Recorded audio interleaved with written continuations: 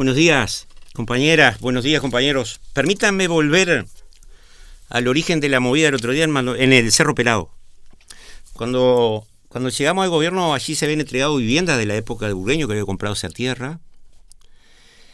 En planes que se realizaron, se culminaron después en el gobierno de Antía, que terminó en el 2005, y cuando llegamos al gobierno había un problema, que no había documentación. Había gente que había vendido a otro, había gente que se le había adjudicado pero no tenía un acta, y hubo que empezar a regularizar, y ahí generamos el plan de refinanciación de viviendas, un decreto que aprobó la Junta, después que discutiéramos con los vecinos en asambleas muy grandes, y donde el Partido Nacional votó contra ese decreto de refinanciación. Hay que revisar las actas y las versiones taquigráficas, porque salió solo con los votos del Frente Amplio en el año 2008. Comenzamos a discutir en el 2005, nos llevó 2 años y pico, porque había una discusión que era: no podemos regularizar, es muy complejo, y ¿por qué no establecemos una cuota universal para todos igual? Y nosotros decíamos que había que tratar preferencialmente en función de la franja de ingresos, que el que tenía un ingreso más alto podía pagar una cuota, que en aquel momento creo que no superaba los 1.700, 1.800 pesos. Pero había que proteger particularmente a las mujeres jefas de hogar con hijos a cargo, donde muchas veces esa mujer tenía que salir a trabajar, venir y cuidar a los hijos, y su ingreso era el más magro. O aquellas familias que tenían a alguien con discapacidad, o aquellos que eran una persona que se habían jubilado y cuyo ingreso era muy bajo. Entonces, establecer franjas de cuota era un problema de principio de justicia y de posibilidades de pago de esas personas. Y la idea era que, junto con construir el derecho a acceder a la documentación, hubiera también un nivel de responsabilidad de pago de cuotas, donde el conjunto de la comunidad podía llegar a subsidiar, en algunos casos, cuando los ingresos eran muy bajos, hasta el 100% de la cuota, mientras esa situación familiar sobreexistiera, porque la familia podía mejorar y podía empezar a pagar, en un tema muy delicado, manejando información cruzada que nos permitiera aplicar principios de justicia.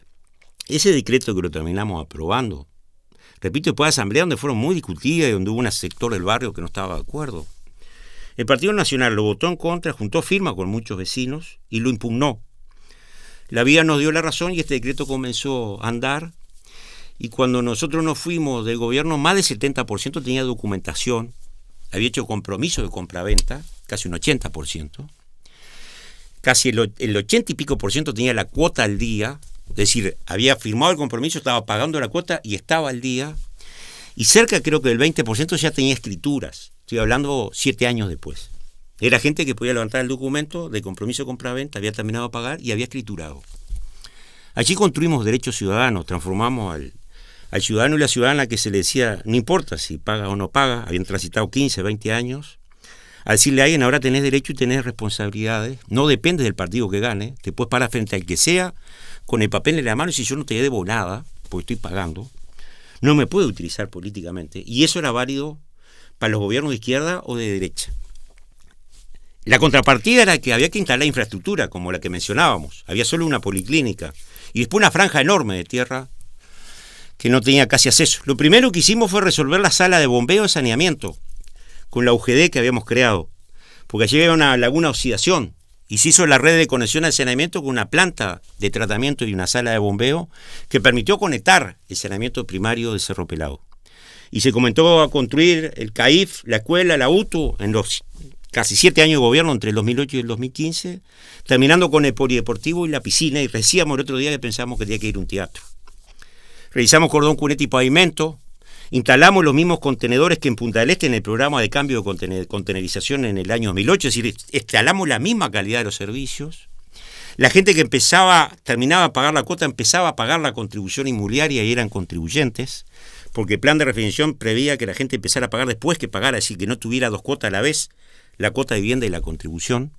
Y hoy ser de Cerro Pelado es de un barrio, no le quita ningún mérito, le da prestigio y le da ciudadanía.